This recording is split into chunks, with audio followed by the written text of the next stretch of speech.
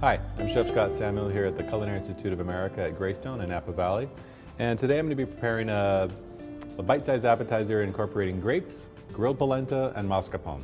So this is going to be it's a grape sofrito with grilled polenta and mascarpone. Simple as a appetizer or a bite-sized canapé, which is a traditional Spanish base to lots of dishes that includes onions, peppers, green peppers, and olive oil. These are our base ingredients. So we're going to make this base sofrito, and when all of our vegetables are cooked down, we're going to add our fresh grapes, cook them for a couple more minutes, and this will be the base for a really neat, flavorful bite. We're also going to make a traditional polenta today, and the polenta is going to incorporate milk, the polenta grain, and I'm going to finish it with some Parmesan cheese and some roasted jalapeno for a little bit of bite. So let's get into making the sofrito. The first thing I want to do is start the base with olive oil. I'm going to start this on medium-high heat to get it going, and then I'm going to cook it down on medium-low heat for about a half an hour to develop the flavors.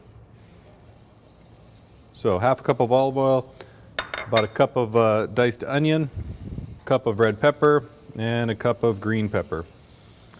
And I'm going to give it a pinch of salt just to start it going to extract some of the moisture. All right, so I'm going to put this on medium heat, and what I'm trying to do is cook this down slowly without any color to basically extract all the moisture from the vegetable and concentrate the flavor. And in about 25 to 30 minutes, we'll come back to this and take a look at the texture, and we should be ready to add our fresh grapes to this, cook for another couple more minutes, and we'll have our grape sofrito. So the other part of the dish is making a very basic polenta. So I do a 3-to-1, with 3 parts liquid, 1 part polenta grain. So I'm doing 3 cups of milk, a bay leaf, and at this point you can add other herbs that you might like, a sprig of thyme, a little bit of rosemary. Basically we're going to give some flavor to the base of it. I've decided to do some roasted jalapeno, and basically I just cooked it on low heat on a grill, or you could put it in the oven at 350 degrees for about 40 minutes. Remove it, take the stem out, take the seeds out, and then we have a nice diced jalapeno. This will be incorporated into my polenta when it's almost done. So to make the polenta, I'm bringing this up to a simmer. And then when it comes to a simmer, I'm going to add my 1 cup of coarse grain polenta. You may use cornmeal, but I prefer the coarse grain polenta for the texture. So ultimately, when we're done making this, my 3-to-1 polenta will be quite thick. And then we're going to cool it in a baking dish that's been greased with butter. Let it sit for about an hour to 2 hours to firm up, and then we'll cut out little bite-sized pieces, grill them up, and top them with our sofrito. So it's going to take a minute here for this to come to a simmer. I don't want to add it till I've actually scalded my milk, and that should just happen right now. Let's come into our sofrito here. Take a look at the base. I'm cooking this slowly without any color, and the amount of olive oil you might think is a lot, but for a traditional sofrito, you do want a good amount of olive oil. Basically, we're melting the vegetables, sweating the vegetables on low heat. Okay, so I'm adding my jalapeno in here with the bay leaf so that it can incorporate flavor. And it's just coming to a scald here. This is the time when I want to add my polenta grain. And I'm going to add it while I'm stirring it in a slow stream so that I don't get any lumps. And once I've added it, I'm going to turn it on low heat, medium-low heat, and cook it for about 30 minutes, stirring occasionally so that the grain absorbs the milk.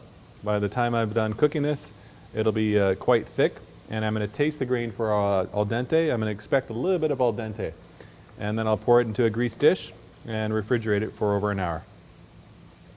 All right, so I'm just going to manage the heat here on the polenta. You can see that it's already getting thick, and this beginning stage is kind of crucial. Make sure I stir and avoid lumps. Okay, in the meantime, let's come back to our sofrito. So at this point, looks like our vegetables are getting nice and soft. We've probably got another maybe 10 minutes on these until we've lost all the raw texture of the vegetable and evaporated a lot more of the moisture and concentrated the flavor. So traditionally a sofrito will be finished with tomato. So I would be adding diced tomato and cooking that down for another 20 to 30 minutes to develop a really nice base. But I'm playing with the concept of grapes. So I'm adding grapes at that point. And basically, I'm only going to cook it for a few minutes because I want to infuse the flavor, but I want to keep some of the texture. We're getting a nice cooking here, just a slight amount of color, evaporation of vegetables. So this is traditionally the point where we would add tomatoes. But we're doing something different. We're going to be adding fresh grapes. And we're going to be cooking the grapes for just about 5 minutes to kind of meld the flavors, but I want to keep the fresh bite and texture of the red grape. So this is kind of our sign right here based on the look of the vegetables. They're translucent. They've lost a lot of volume. And what I want to do is taste. And I'm looking for texture in the peppers to see if I have cooked them enough. And they're soft. That's kind of the sign that says I can go to the next step. Add my grapes. Okay, so once I've added my grapes, I kind of want to stir to incorporate, cook them for a few minutes, and these are really adding just kind of a sweetness. And this sweetness is going to pair well with the smokiness of the grilled polenta and the base flavor of our peppers and onions that have been cooked down to concentrate flavor. So at this point, looking at our polenta, it's getting quite thick. We are almost done here. I'm going to season my sofrito, small amount of black pepper, a little bit of kosher salt, and that's what it should look like. The grapes are just starting to break down, and I will cool this down, and I'm going to serve this dish warm. So I'm going to keep this in the pot until I'm ready to grill the polenta. So we're down to the point where our polenta is quite thick. Finish this by seasoning with a touch of kosher salt and my grated Parmesan. Let's remove that bay leaf. This is what the polenta should look like. We have a nice flavor of the bay leaf and the roasted jalapeno in there. And let me taste this grain to make sure it's cooked enough. And touch more seasoning. Nice spicy bite that's going to go great with the sweet grape.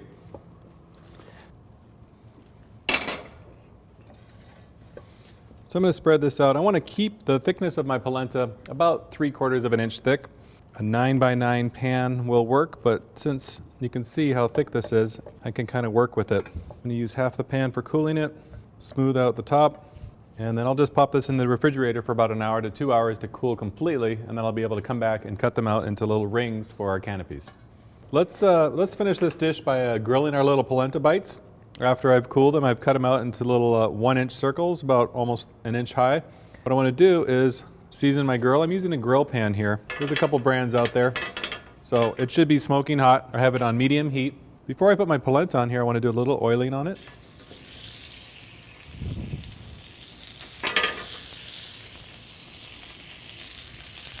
So I'm going to grill these for about 3 to 4 minutes per side, and I'm going to get a little bit of color, and in about a minute or two, I'm going to turn them for grill marks. I really don't want to touch them right now. I hit the hot grill.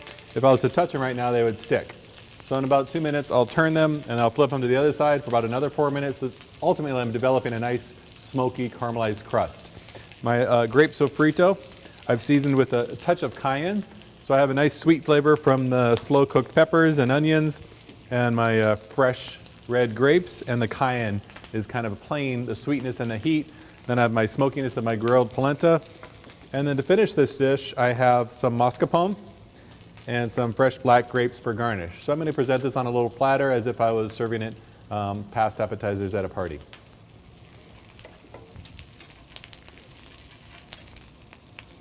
So I'm just going to turn about 45 degrees, and you can see that they're not sticking. They've had enough time on one side. Okay, we're flipping our polenta now.